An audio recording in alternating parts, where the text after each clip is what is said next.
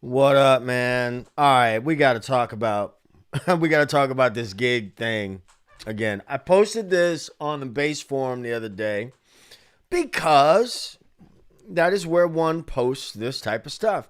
And I want to really talk about the real deal about gigs. Now, first, I should show you. Oh, we're just going to hang on a second and see if it. Let's see. Okay, there we are. I don't know. We had a little. Let's close down some stuff here. Um, sometimes you got to do that. Sometimes you got to kill some things. I guess for YouTube, you got to say unalive some things. I don't know. Anyway, this is what I posted after a gig that I played the other day. $100 gig. $100 gigs. Why? Why not? Why or why not? It all depends. It all depends. But we're going to go through the comments. We're going to go through the comments and see what it is. Man, I might have to restart the stream. I don't know if you're watching right now. Oh, you know what? Check this out. Hold on a second.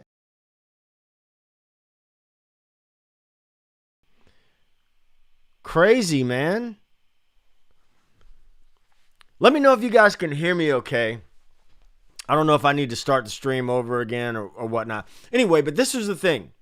All right, so I played a gig a few nights ago, and the gig paid $250. The gig was under the table.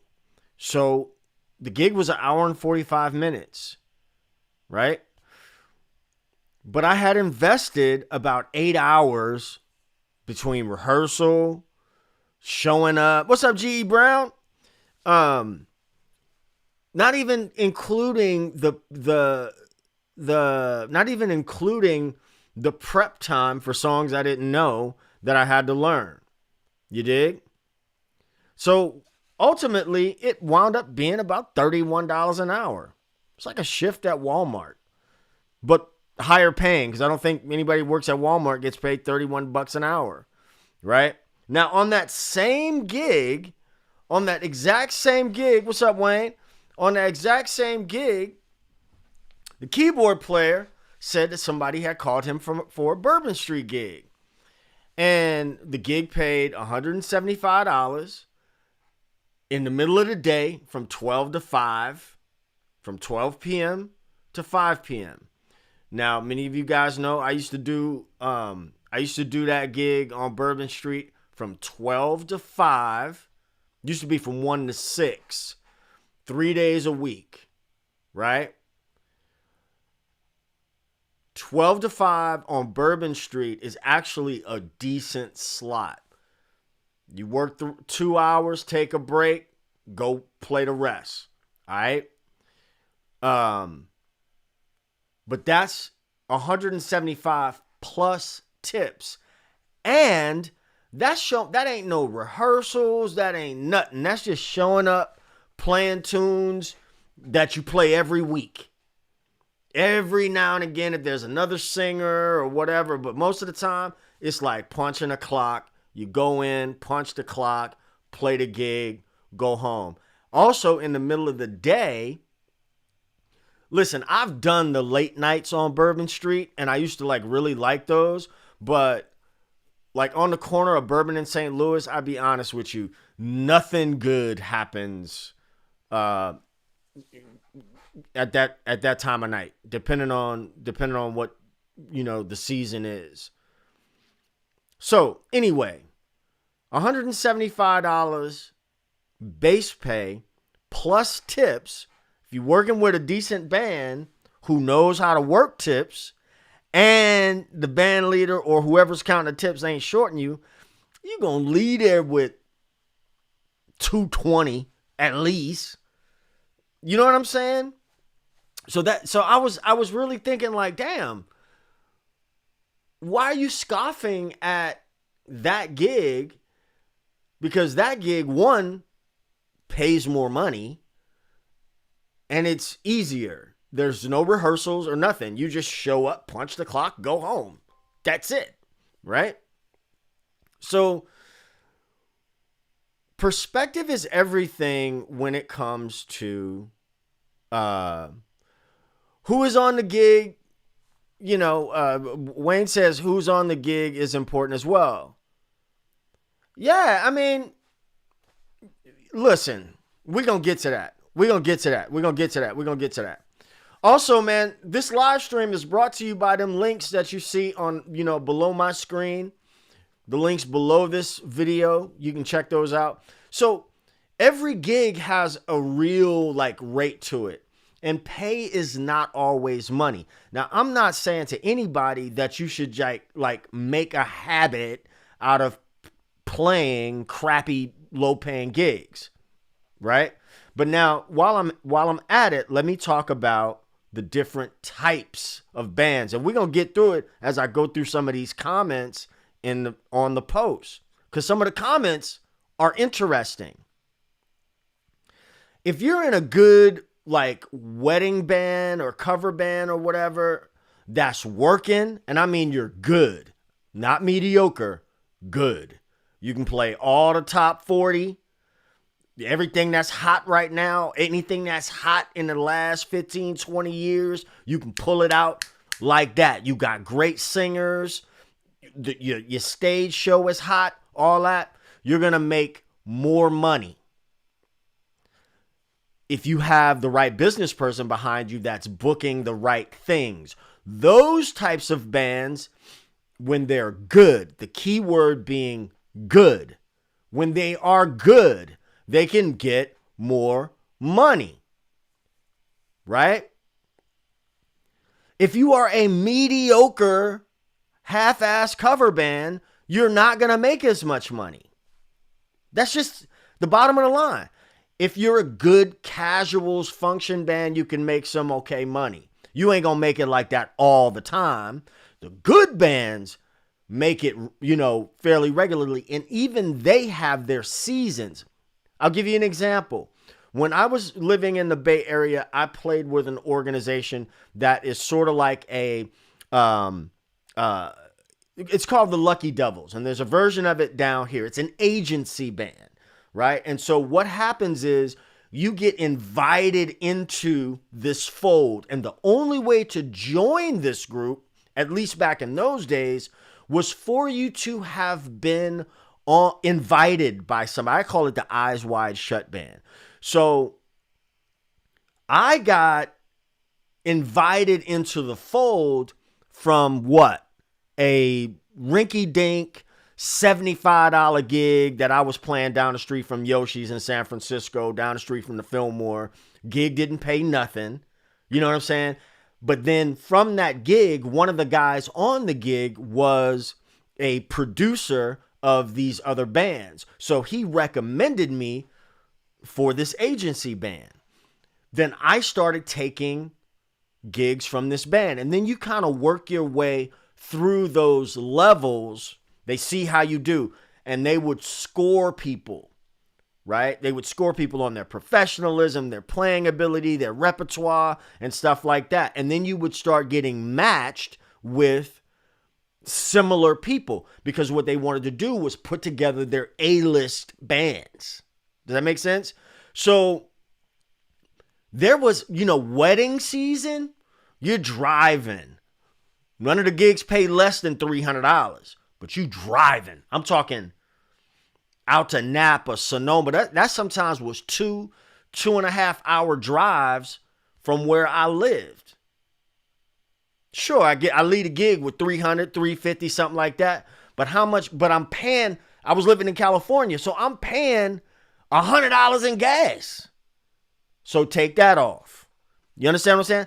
Not talking about the wear and tear on my car. Take that off. Not talking about the taxes that I had to pay on top of that. Take that off. You see where the math is, right? And I'm telling you all this because I see people in these forums beating their chest like, I don't leave my house for less than $300. Bullshit. Bullshit. Bullshit. You goddamn right. And if you do, it's only because you have worked yourself through the ranks of a bunch of low-paying gigs in order to get to that point where you can demand a certain amount of money, or you're in a band that commands that. So let's talk about that. If you're in an original band, forget it. If you're in an original band, you need to be having a draw. What's up, Jade? You need to have a draw, period. You need to have a draw. And I don't understand why people don't get it. Like, the market dictates your value. Let me say that again. The market dictates your value. Let me say it one more time for the people in the back. The market dictates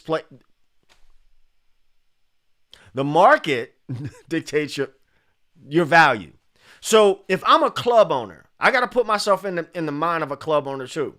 If I'm a club owner and I say I got band A that's going to bring people into my establishment, they're going to drink. Okay? They're going to drink. They're going to tip their wait staff. They're going to do all those things. Not only that, they're going to stay. You dig? If your band can't do that, if you got an original band and you can't get but 5 to 20 people to come to the gig, and they're not going to, you know what I'm saying? Nowadays, man, social media numbers are important. I just left the NOLA music conference. Social media numbers are important. Numbers. That stuff is important. Not just for the musician, but for the club as well. And you can't just like poo-poo the club, because if the club fails to exist, you got nowhere to play. So the club still needs to keep their lights on. Right? It's got to make sense for everybody. So if you ever read the book, the seven laws of highly effective people or whatever, you understand that the best situations are win-win situations. So how is it a win-win for everybody? But I could say, man, I'm the greatest bass player in the world, and you must have my band at your club. And we must get $1,000 a man. We can't take no less than $500 a man. The club owner going to be like, all right, what's your numbers? If you demanding that, what's your numbers? You ain't got no numbers? Then you ain't got no gig. Or I could throw you a bone and I could pay you X amount of money. Right? Let me read these comments here. Molly Williams says, I've been paid properly by OGs.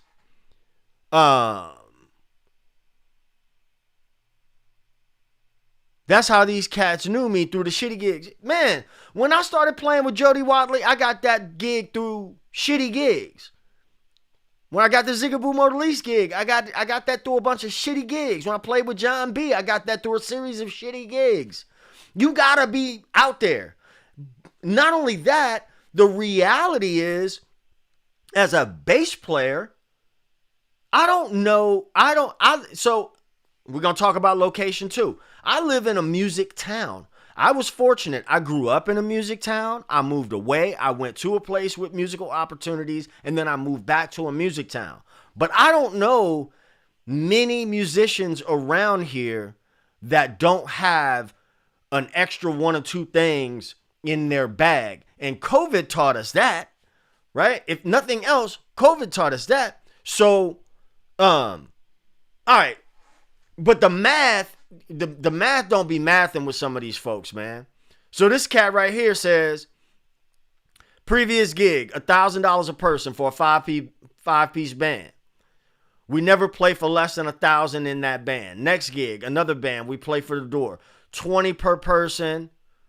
So I can be anything from 2,000 to 4,000. 5-piece band as well. Last gig of the year, we arrange it for ourselves. Assuming the turnover. Where the receipts, homie? Where the receipts at? Where are the receipts at? I said, how often and where?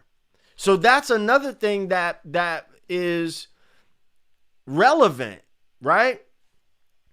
Somebody might say, well, I make $200, $300 every time I come. Number one, it's not always going to be what that is. If you're making money under the table, that's one thing. But when you get into professional situations, you need to pay taxes. Uncle Sam is going to get his money. Trust me, I know. Uncle Sam is going to get his money. I'll give you an example. I used to play for a church in California. I love these people. Now, since I moved back to New Orleans, I have been back to California and on occasion will go and have gone to play that church. But that church pays in a check and everything they do is is on the books, right? So what happens when I play that gig in California, where I do not live, for $150, and then I come back to Louisiana and I pay my taxes? How much money do you think I pay in tax? I had to pay in taxes on that $150. Enough for me to say, this ain't such a good idea. If you guys can't pay me in cash or pay me under the table, I can't play this gig because I'm going to give half of that back to the tax man. More than half, right? This guy right here says, I won't do $100 gigs anymore. Why I can't see the replies? Ooh, my old eyes can't see that.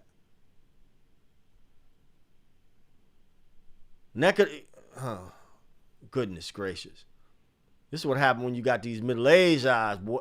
Man, I didn't want to go to my man's. I ain't want to go to his page. I didn't want to do all that. Doggone it. Where we at? Somebody, this post right here catching fire.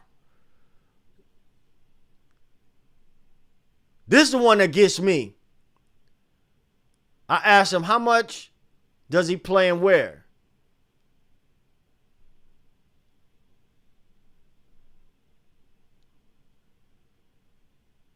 Okay, this is what I said. Understood. How much do you play and where? What do you get paid on average? What's up, Robert? He says, depends on a lot of issues, but the bare minimum is $150 per member. Weddings, at least $250 a member. How many weddings do you play a year? How many weddings do you play a year? Right? New Year's Eve gigs are always high-paying gigs. New Year's Eve, I don't care where you are, New Year's Eve should always be a high-paying gig. Right? So Central Maine. How many working cover bands are there in Central Maine? I'm not saying that he doesn't do it, but this shit here, no one should. People that do that are persona non grata and hurt everyone. That's bullshit. If that were the case, then wouldn't nobody be shit. You know why? Because everybody's going to do that. Everybody's going to do that. Everybody's going to go. If it makes sense for me to play a gig that pays $75, I'm going to do it. If it makes sense. Now, where I'm at in my life and my experience and all that, it rarely makes sense to do anything like that. Rarely. But if it did, example, somebody call me right now. Like I say, I live in New Orleans. Let's say somebody called me right now and says, hey man, can you, and this happens from time to time, can you play 3090 tonight? I know I'm gonna leave there with about $200. If it, maybe not on a Monday night, but if it's a weekend, it's a late night, I'm gonna go there and say, if I ain't doing nothing, that's gonna be $200 that I have after the gig that I didn't have before the gig.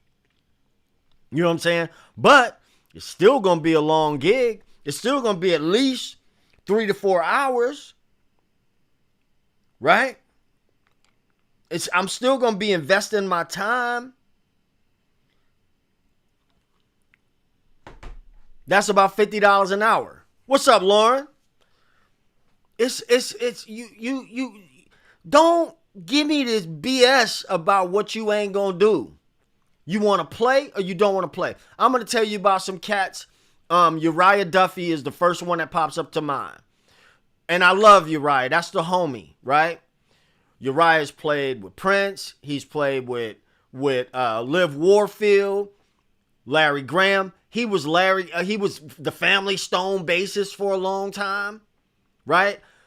He does a lot of weddings, Lyrics Born. He played with Whitesnake for years. Bona fide rock star. Rock star. Big stages. Rock star. One of the things that I know about him, what I learned about him early in the game, I'm talking about in the late 90s, was he was like, man, he out there. He's out there. He's out there doing it. So while you got one dude, that can barely play his way out. Okay, I'm being harsh.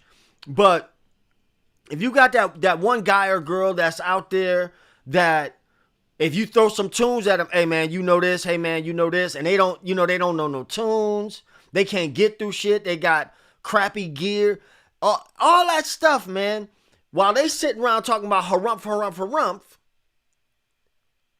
you got the other person that's out there that's making a name for themselves, and they're paying the opportunity costs. They're getting it out. They're getting it in. That's just the way that it is. That's just the way that it is. Now, I know nobody's going to call me for a 50. I haven't been called for a $50 or $75 gig in many, many moons, right? But I've done gigs for $100. What is it going to do for me? Depends. What is it going to do? This dude right, and listen, I'm going to talk a little trash. I don't mean to, but it is what it is. No way. $200 minimum for a local gig, and that's just the intro price for 3 hours. Taking $100 per gig hurts everyone. Don't do it. We frequently get close to $300 a guy at local places in central Illinois. Okay, Illinois, central Illinois, I don't know. But see, what I would want to do, I would want to go, all right, check this out. Check this out now. I ain't going to do it. But what I would want to do is I would want to be able to go to that person's page, their social media, and I would want to see where's the band. Who you playing with? Because $300 a man, $200 a man, you have a social media presence. Your band has a social media presence. Your band has a following, right? I'm just saying, don't fall into this bullshit about not what you ain't gonna do. Cause you'll never play. Not ever. You'll never play. If I type your name and the word bass behind it, I should be able to find. If you are demanding a certain amount of money, y'all hear me good, God dog it. Hear me good. Also, Scorpios versus everybody, baby. It is Scorpio season. Y'all might see me in this shirt every time I go live. I turned a big 5-5 this year. That's 2 5s. That means it's my lucky year. Okay. If I type your if you are demanding a certain level of money every time you roll out, I should be able to type your name online and the word bass behind it and find a resume. I seen Lauren Cohen up in here. Lauren Cohen is a cat. He's a cat. And y'all ought to check out Lauren Cohen's bass channel. Jazz dude, killing. Absolutely killing. Lauren Cohen. Let me put his info on here. Lauren Cohen, bassist. Go check him out. He plays in New York City, a real deal cat. All right? So, let me see. Now, I ain't going to do this. I'm not trying to pick on this person. But maybe I'm staying here too long. But just beware, man. Also, I know the demographics here of my viewership. Some of you cats need to get off of YouTube and you need to go play. I don't care if you playing for a meal. Did I ever tell y'all about the time a dude tried to pay me in Bitcoin? I swear for God, this dude tried to pay me in Bitcoin before Bitcoin was a thing. And if there was ever a regret that I have in my life, is I said, hey man, I don't know about no goddamn Bitcoin. You need to pay me my $100. You need to pay me my $100. Boy, I tell you, if I could go back, hey, bruh, you think I can get that Bitcoin from 2011? Boom, right there. You look up Lauren Cohen's name, just what my man said. Lauren Cohen's work as a bassist and composer has resonated with audience throughout North and South America, Europe, Asia, Africa, the Middle East, and the Caribbean, currently based in New York City. That's a guy that could be like, nah, I can't do it for $100. Or he might be like, fuck it, Y'all got a bass over there? You got a back? I don't have to load no gear. I just show up and do the gig. Why not? You know what I'm saying? Hey, Robert, I'm going to need you to not remind me of how much that Bitcoin was. Oh, man. You talking about not having forward thinking, bro. Everything in this game is perspective. I'm a person who believes that everything in this life that we live is about perspective. Does it make sense to do it? How long, if somebody give me, and okay. If you are not a member of Groove School, you need to go and join Groove School right now. Grooveschool.co, or you can reach it through sonofabass.com. I'll show you how to be a blue collar bass player, how to show up and just be like, how you know all these songs? I ain't scared of no gigs nowhere. Here's the thing. To learn a lot of songs, you got to learn a lot of songs. It used to take, somebody would send a set list of 8 songs and it'd take me forever and a day to learn them things back in the day. Right? And then what happens is you get in the trenches.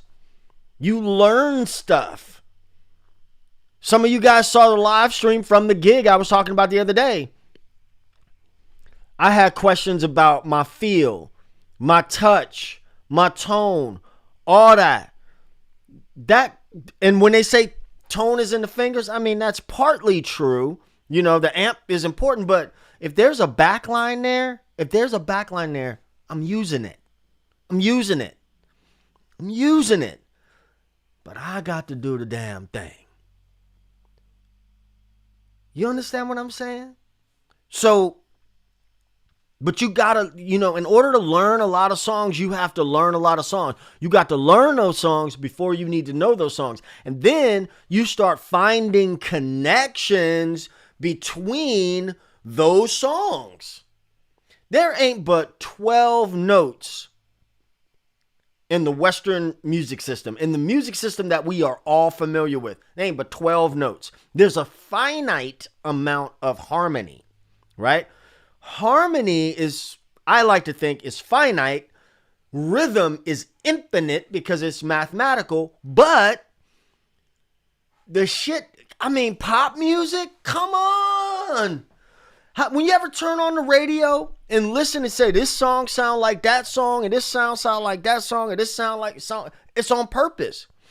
Also, when you start understanding formulas, song forms, intro, verse, chorus, bridge, when you start seeing them beyond the bass line, hearing the melody, all that stuff, man, melody. That's why I think, like, I'm gonna say something else, and I could make a whole video on this. I could make a whole series of videos on this. I think modern church culture. I'm gonna piss somebody off this evening.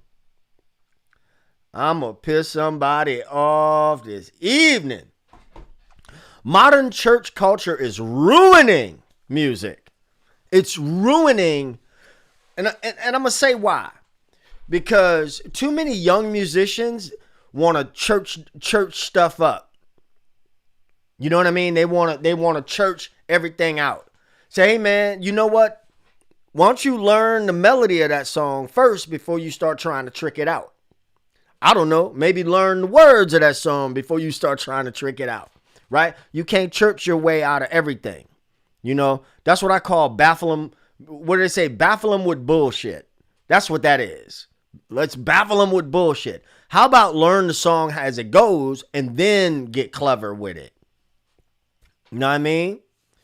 That's what Zigaboo told me when I first started playing with him. He said, listen, the first gig I had with Zigaboo at Brick and Mortar in San Francisco, he said, listen, bruh, learn what George did first.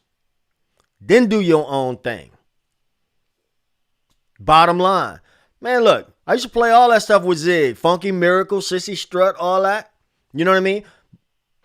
But I had the blueprint.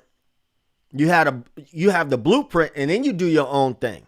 That's, that makes sense. Type of one in the chat if that makes sense. But it is what it is. Back on topic. Man, don't let nobody tell you I ain't playing for no $100. I'm too good for $100. Man, if you too good for $100, I need to be able to type your name in the internet, because we got receipts now. You too good for $100. $150. Man, listen. If somebody tell me they can't pay for $100 and then they offer me a gig for $150, I'm like, $150 today is basically, come on, man. What is $150 in today's terms? Like that extra $50 gonna be something? Come on, man. I just recently did a series of shows with this guy. Here's an example of I goofed on this. Okay, this cat called me months ago for a gig. Well, a drummer had recommended me for a gig. There you go. Once again, right there, right. So the drummer, this is somebody I had played some Bourbon Street gigs with or whatever. He's a beautiful cat, but he recommended me for the gig. And so I had the email or whatever, and I put it in my calendar. It was like 3 or 4 gigs, and I put them in my calendar. But listen, life started lifing. And the first gig, I'm going to tell you, I was having a horrible day. I mean, it was a horrible day. Wasn't nothing going right. I was in a bad mood. blah, blah, blah. And I was about to go to sleep. I said, I'm about to go to sleep, man. I'm just calling it. And when I say I was about to go to sleep, I mean I was about to like pop a Benadryl and go to sleep. And then something told me to scroll on Facebook. Man, let me tell you. I looked on Facebook and I saw that I was tagged on a gig for that night in the next 2 hours. Now, that's the beauty of New Orleans. New Orleans ain't but that long. So, I was able to. But I was like, oh, shit. There's 2 or 3 songs that I don't even know. But it was a blues gig. So I said, well, I guess I ain't going to sleep. I guess I'm going to have to learn these tunes real quick. That is really out of my character. But how was I able to survive that series of gigs? I got ears. Where do those ears develop? In the trenches. I know a bunch of blues forms. Where does that develop? In the trenches. You understand? And then he was calling out tunes, and then he was calling out changes. Or just, right before a song, he's like, hey, we're going to do this, woo, woo, woo, and it's going to be, this turnaround, or we're going to go here or whatever. Just watch me, That come from the trenches, man. That's where it come from. But your motivation is your motivation. How you want to do it is how you want to do it. But I think it's complete caca. I'm thinking about young musicians I think about young musicians like Carter Wilkinson in New Orleans. Caleb. I can't pronounce Caleb's last name. And thinking about these guys when they, like 3 or 4 years ago, when they were just like hungry. Both of them guitar players. They were just hungry and they just wanted to play. They wanted to get out there and play. Those guys are first calls now. Not only are they first calls, but they have their own bands. And that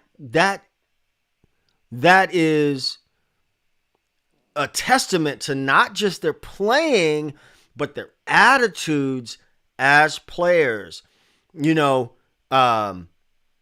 Let's say I just saw Carter out there with the Rumble at the Ferret Fest over the weekend, and he was subbing for Ari Title. Ari, if you Google Ari's name, you're gonna see him with Dumpster Funk, with all kinds of people in the thing. He done worked his way through the shit. Let me look at some of these comments here. You get what you pay for. I mean, that sounds good on paper. Most of the time, that's true. Rat Salad mates. I make the same money now that I used to make in the early 80s playing covers. As I get older, the tips get better. Listen, man, if you are in a place that people are tipping and you playing with a band that knows how to work tips can be good. Tips can be good. Tipping culture. I'll give you an example. Pre-COVID, I moved back to New Orleans in 2019.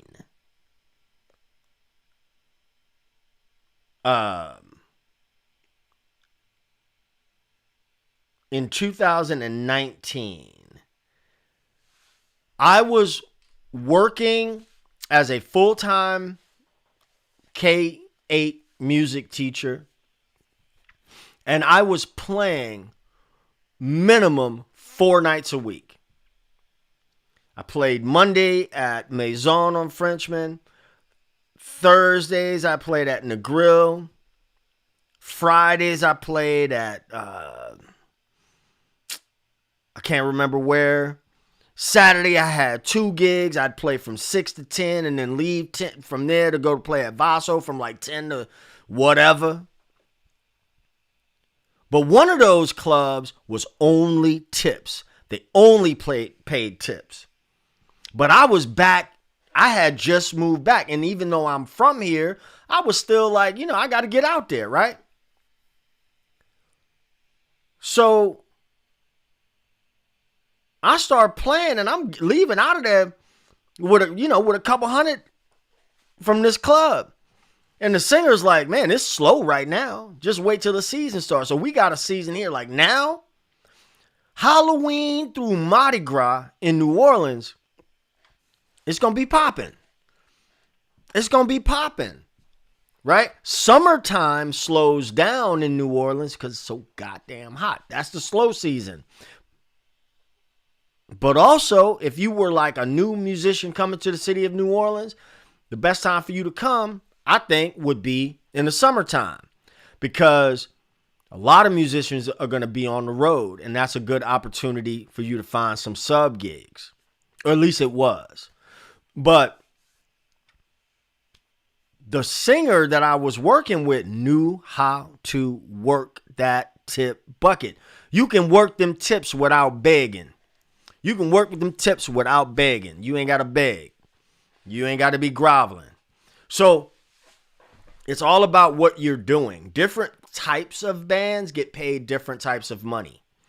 Different types of bands get paid different types of money. The market determines what the rate is going. The market determines the value. I don't care who you are. The market determines the value. And if you, if you are, again, pounding your chest, talking about what you ain't going to do, you might not play that much.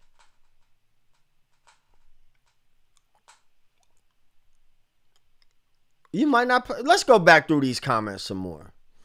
Because some of these comments are really kind of funny to me. Man, my eyes done got bad. I sound like an old man. My eyes done got bad. Lord Jesus. I said my eyes done got bad. Help me, Lord. My eyes done got bad. Okay, sorry. Now, I like this looks like it's a well thought out comment. Let's read this right here. There's going to be so many perspectives because this has been talked about a lot, that sometimes there is an argument just because. Real musicians say charge way more or drop their rate. They're angry. Wait, what? We got to make that bigger. Real musicians say charge way more or we drop their rate. They're angry, maybe frustrated, and likely this is their main income, which would be a mistake. They maybe can refuse gigs. Hobbyists just want fun and get surprised to even get money. That's true too. They have other jobs, do this for fun, and many times invest to improve without thinking about ROI. Cool. This is my case. We generally don't refuse gigs. Most of the times we do make 150. There's another thing, right? Listen. Ask a touring musician how the touring world is changing. For 2 50-minute sets, I do have side bands where we have 2 to 3 shows a year at most. And it's all fundraising, so zero money, lots of fun. It was interesting to me to see that some church musicians are hired to pay and some church goers that learn and excitedly join.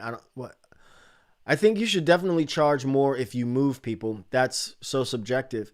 If you have a following and the ability to fill places, I mean, yeah, there it is. Numbers matter. But I don't think you can charge $2,000 to play in a brewery where the people you bring won't spend half that. That's math. That's basic math. And lastly, I think you have to be specific. If you make a steady amount, it makes sense. We need to use spell check, homie.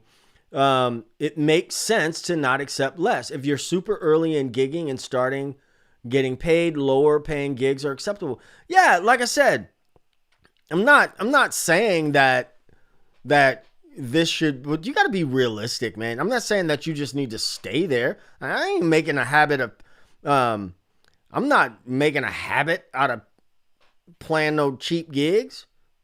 If it makes sense to play the cheap gig, play the cheap gig. If it don't make sense to play it, don't play it.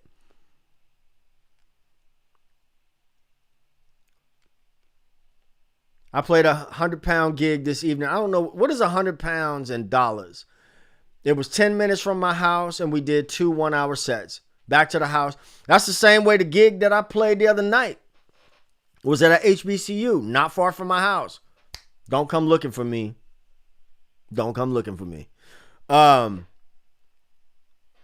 Took me 10 minutes to get home.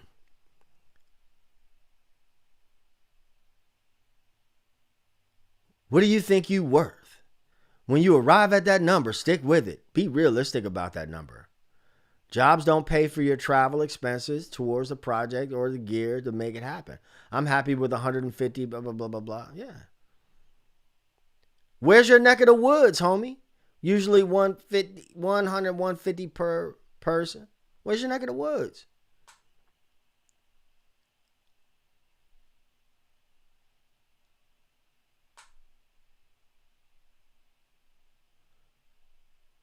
This right here.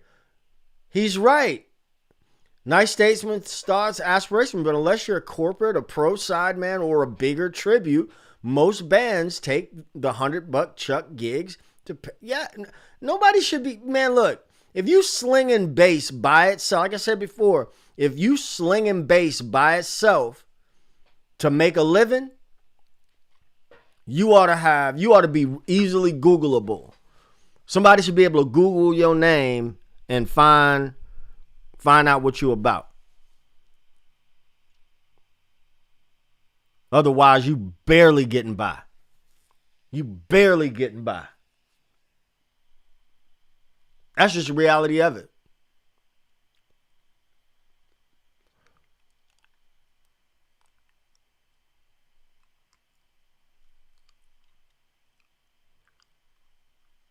I don't rehearse with any bands. Ooh.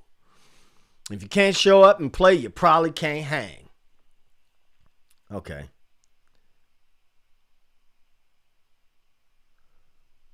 $175 today is the $100 of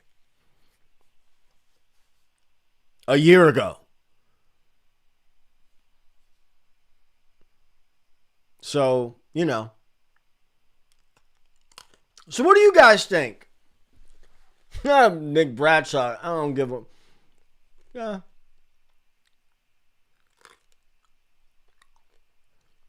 Right here is some prudent thinking. Is the money worth the time? Is it worth the time? Right? Is it worth the time? Is it fulfilling artistically? Is it helping me grow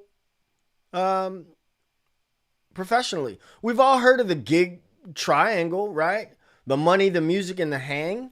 You gotta have at least 2 of those. You know, like I ain't gonna play no $100 gig with people that I don't like, that are gonna be doing the same thing tomorrow as they were doing today. Not gonna do that. I'm not saying that. Gotta make it make sense. But you learn these things in the trenches. You learn them out there in the world.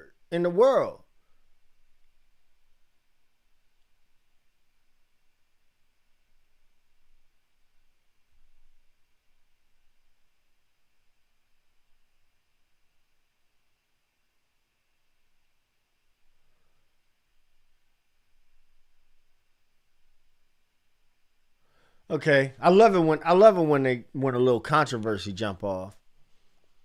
Patron is a great name. I don't do $100 gigs anymore unless it's charity. $150 minimum. Usually we do about 200. About 200. For some reason, Bob Cleary found this funny. But I average 200 a gig and I get much more on occasion. So maybe he gets a lot more. I don't know. Who you play with, Gary?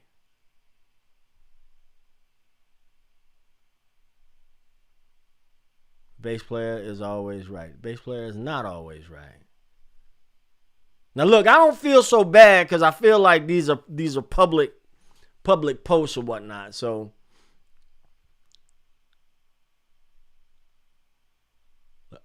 who you play with, Gary? That band ain't making $150 an hour. Oh man. I don't believe it. All right, what are you guys' opinion of this fella right here?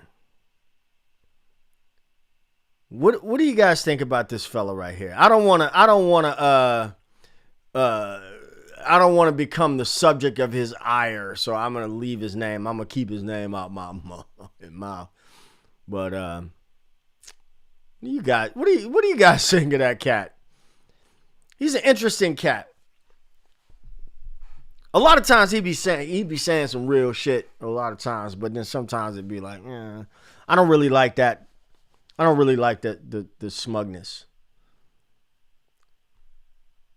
But that's me. That's me. What do y'all think? Am I tripping? Or what? I need to check what's going on with my connection. Rat salad. LOL, Gary. Perspective is everything. We about to come up on the hour, man. So if y'all got something y'all want to chime in and say, holla at me. We're gonna wrap up at 1 hour.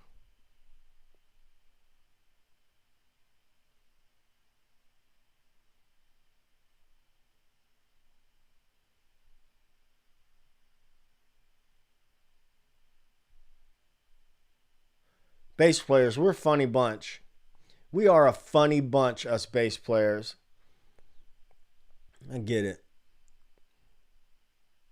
I get it.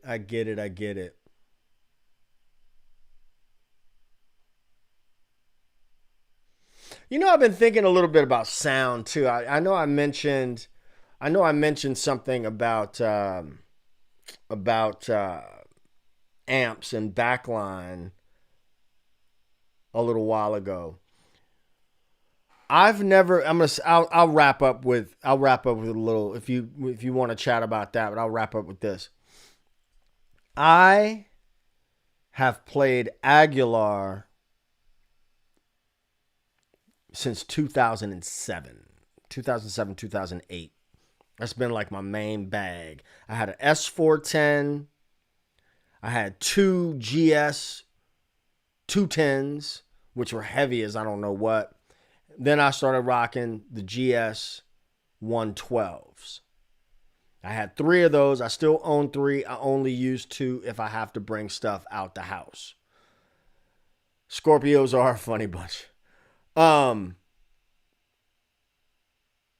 the thing that I've always enjoyed about Aguilar for me is that I can pretty much keep the amp 12 o'clock and not have to fiddle with it too much.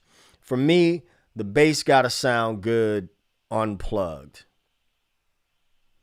The bass has to sound good unplugged. I got to feel good about the sound of the bass with nothing on. Which makes me think about also something else I want, I'll go more in depth about at another time, probably over in Groove School, is rehearsing at low volume. You'd be surprised at what a low volume rehearsal can do for your sound. Man, low volume rehearsal will work wonders for your sound. You know what I mean? Team Scorpio, sexy, sassy, six says, Team Scorpio. Scorpios versus everybody. Everybody. Big 5-5 on the 16th. Me. You know what I'm doing for my birthday? I am going to Paisley Park. That's where I'm going. I just realized I haven't eaten today. Nothing. It's almost 7 o'clock. I have eaten nothing. What there is wrong with me. Anyway, that's all I got today. That's all I got today. Just wanted to, I haven't gone live in a while. Just wanted to do a little rant about playing live and what that pays. Different bands are going to get paid different stuff. Sometimes it's going to make sense for you to play a low paying gig. Somebody going to do it. It's not going to ruin what's already ruined. You know? Now I think musicians all over the world, particularly in music towns like New Orleans, I think we missed a golden opportunity when the world opened up after COVID. I think what we should have done collectively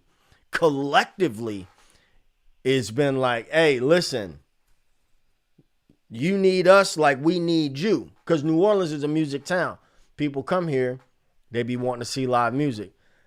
I think there could have been more of a solidarity to say, we not playing for what we were playing for before.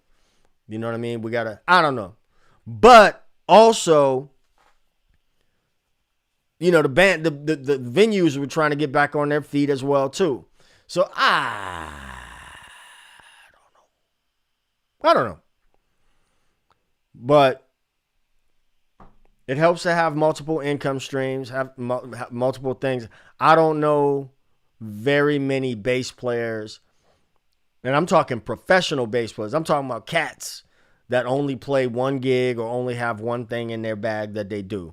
They all do multiple things. They might have, like I know some cats that have a main band, and to have a main band, like if you have a main corporate band, when you make the decision to make that your main breadwinner, the cats don't want to sub them gigs out, right?